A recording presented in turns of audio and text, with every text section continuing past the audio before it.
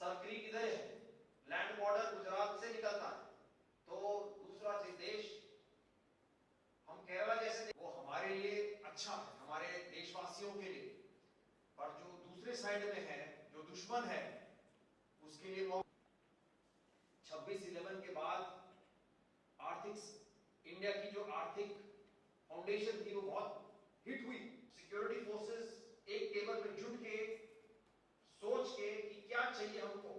Satellite से क्या intelligence के वर्कशॉप करेंगे ताकि आप सब से हम वार्तालाप करें, आपको बताएं कि हम क्या करते हैं। आज का जो कार्यक्रम हमने यहाँ पर आयोजन किया है सरदार पटेल में, वो headquarters Gujarat Daman and Diu naval area के बिहाफ पे हमने किया है। और हमारा मेन मकसद ये था कि हम कोस्टल सिक्योरिटी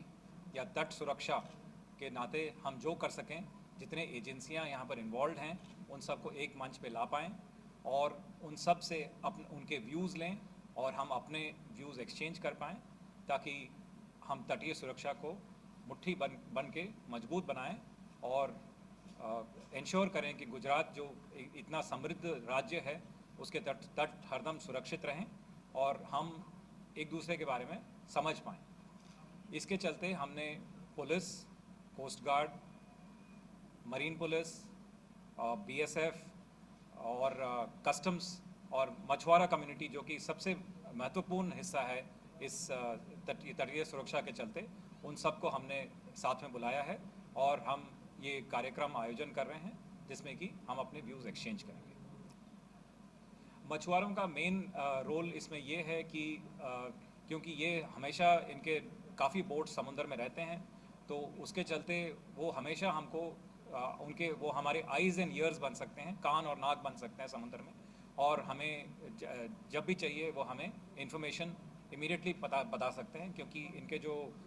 ये अपने आपस में एक दूसरे को पहचानते हैं और हम उन्हें ना शायद पहचान पाएँ, तो वो तुरंत हमको खबर कर सकते हैं और उसके चलते हमको खबर टाइम पे मिल सकता है। तो हमने मेनली ये जो कार्यक्रम है मछुआरों पे ही फोकस किया है और हमारे पास ऑलमोस्ट आज 50 मछुआरे कम्युनिटी से लोग आज पार्टिसिपेट कर रहे हैं, जो कि बहुत ही अच्छा नंबर है। और उनको हमारा ये मुद्दा था कि उनको हम एजुकेट कर सकें कि हम क्या कर सकते हैं उनके लिए और वो हमारे लिए क्या कर सकते हैं, वो मेन मुद्दा था इसका। हाँ जी, हमने जैसे कि मैंने बोला, हम दोनों का एक दूसरे का बेनिफिट देख रहे थे कि कैसे हो सकता है, तो हमने मछुआरों के लिए और बाकी लोग जो पार्टिसिपेट कर रहे हैं उनके लिए हमने जो हमारे जो मेडिकल इक्विपमेंट हैं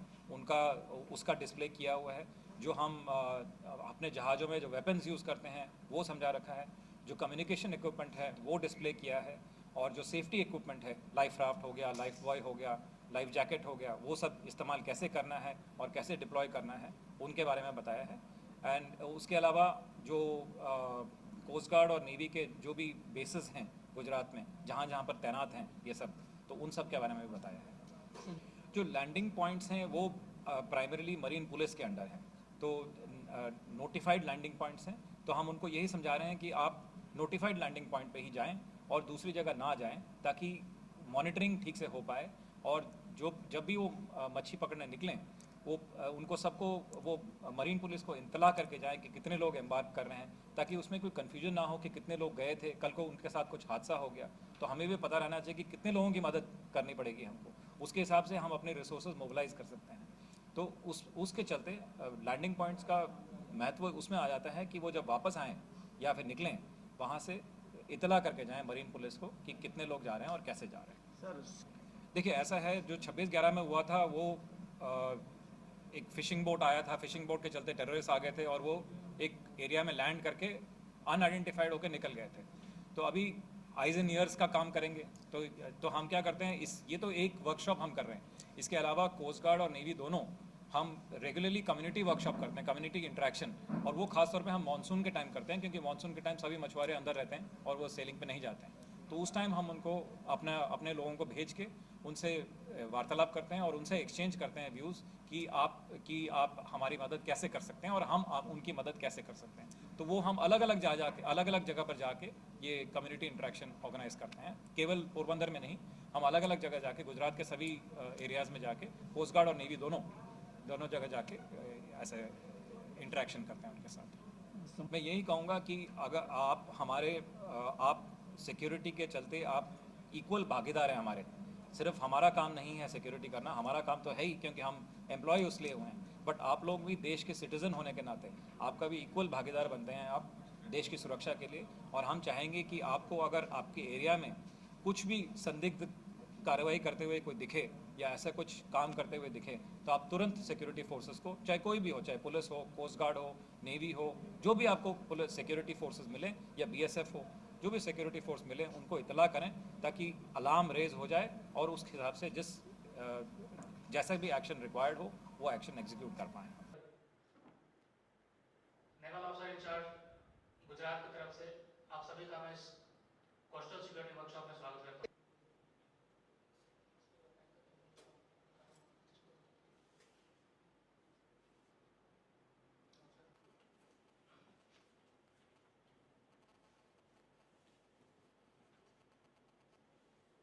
आ रही है, अगर उनकी नब्ज नहीं है, उनको सांस नहीं चल रही है तो आप सीपीआर करोगे। सीपीआर हो रही है कि नहीं, नब्ज भी नहीं है, छाती भी नहीं हो रही है, तो ये क्या करेंगे? सबसे पहले अपने किसी दोस्त को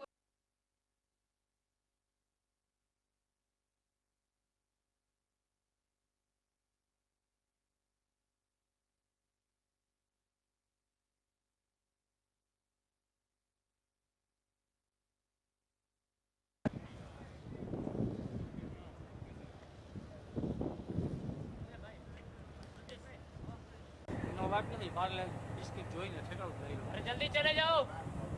જલ્દી જલ્દી આ જો જાય.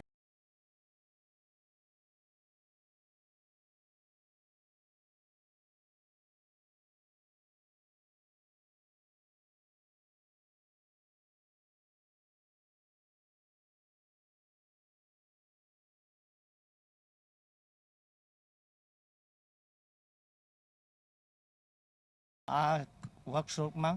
આજે અમે ભાગ લીધો તો આ વર્કશોપમાં ઘણું શીખવા મળ્યું. મેડિકલમાંથી શીખવા, જે ફિશિંગમાં બોટ હોય તો શું કંઈ લાગ્યું હોય કે કંઈક આટકા તૂટ્યા હોય અથવા કોઈ બેહોશ થઈ ગયું હોય તો એ બાબતમાં થોડુંક અમને જ્ઞાન આપ્યું કે શું કરવું. જ્યાં સુધી તમે જમીન ઉપર ન આવી શકો અને હોસ્પિટલની સારવાર ન મળે ત્યાં સુધી તમારે શું કરવું, કઈ રીતના એનો બચાવ કરવો એ શીખવા મળ્યું. અને ખાસ કરીને તો સિક્યોરિટી, જે દરિયાઈ સુરક્ષા માટે જે એજન્સીઓ બધું કરે છે તો એમાં માછીમાર પણ કેટલો સહયોગ આપી શકે અને કઈ રીતના આપી શકે, કેવો કોન્ટેક્ટ ક્યાં કરવાનો એ બધી જાણવા મળ્યું. અને બીજું ખાસ કે જે દરિયાઈ સુરક્ષાનું છે એ દરિયાઈ સુરક્ષામાં પણ એ કઈ રીતના માછીમાર પોતાનું યોગદાન આપી શકે, કઈ રીતના બધાને જાણ કરી શકે એ બધું શીખવા મળ્યું. અને વર્કશોપમાં બીજું ઘણું આગળ શીખવા પણ મળ્યું છે, જાણકારી.